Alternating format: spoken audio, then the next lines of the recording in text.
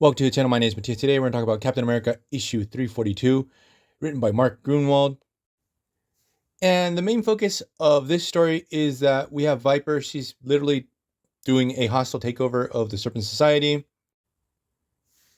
And she has poisoned Sidewinder, and he was rescued by Diamondback. And things have gotten so bad that Diamondback actually called on Captain America's hotline for help. So at the beginning of this issue, we have Demolition Man. He's training with Vagabond, who was the girlfriend to Nomad. And here we have Nomad, who's Jack Monroe, dealing with jealousy on two levels with Demolition Man. First, he thinks that Demolition Man is trying to steal his girlfriend, and here he openly confronts poor D-Man, who is this big lovable lug, and we have Nomad throwing those taser discs that he has, nailing him in the head and kicking him in the stomach. Like, he's a total douchebag in this story, in this whole arc. And then we have the whole situation that we have with Steve Rogers, who he's not happy to see Demolition Man moving in to become Cap's new sidekick. And this is going to have a pretty big repercussion further down the line also in this story arc. So what happens is, out of nowhere, we get the ship from Wakanda arrive. And basically, they're like Wakandan FedEx. They have brought Captain America a new shield. Now, for those who don't know, during this time, Captain America, well, he's not Captain America. He lost the mantle to John Walker. And also the shield, now he goes by the Cap. And it's sort of confusing because he's using the costume that further down the line John Walker's going to use as U.S. agent. So the thing was that he lost his shield to John Walker because of the government.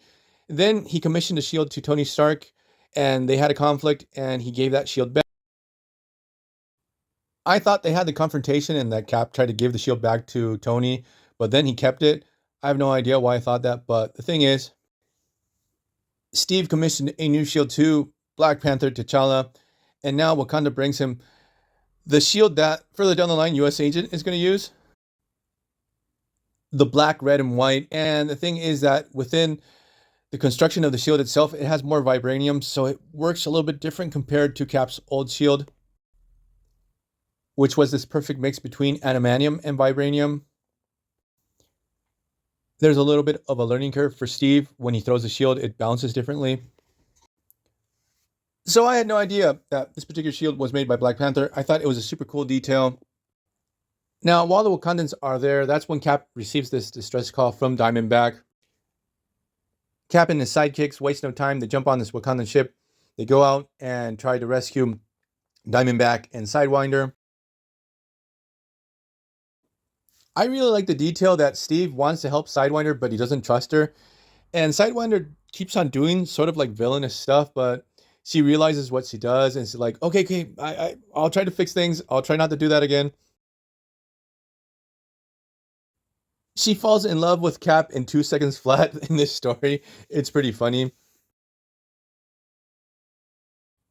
So while all this is going down, we have this civil war within the Serpent Society. And the members that do not want to join Viper, she's torturing them openly. She actually injects them with this poison that if they don't decide to join her, they're going to die within an hour. It's pretty hilarious. I think it's Black Mamba that tells Viper, we're never going to join you because Sidewinder is the best businessman ever. Because that was the main focus with the Serpent Society and Sidewinder, is that he really wanted to take care of all its members. Even though they were villains, he wanted to pay everyone on the team very well, and everyone had health insurance, and they had this super cool base. I bet you Sidewinder even paid for dental insurance, but that aside, we have this whole plan with Viper, not only trying to take over the Serpent Society, she has like a bunch of these canisters. She's loading them on these crazy ships that the Society would use. No one knows what's in these canisters. Like Cobra, when he's loading them, he thinks it's the same poison that he's injecting the rebel members of the Serpent Society. So it happens, we have the captain arrive with his sidekicks, start battling against the members of the Serpent Society.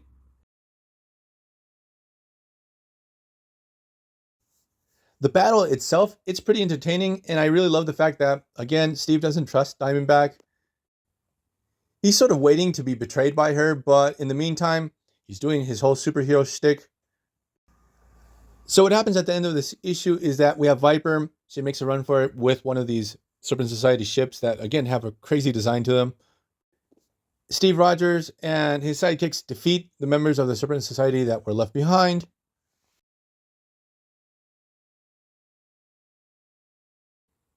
Now, this story does bleed into the next issue, but we're going to cover that one separately because that issue has two plots to it. It has the whole Serpent Society stuff, and then we have stuff with John Walker dealing with a group of rebel mutants. So we're going to leave this video here. I hope you guys liked it. See you guys next time. Bye.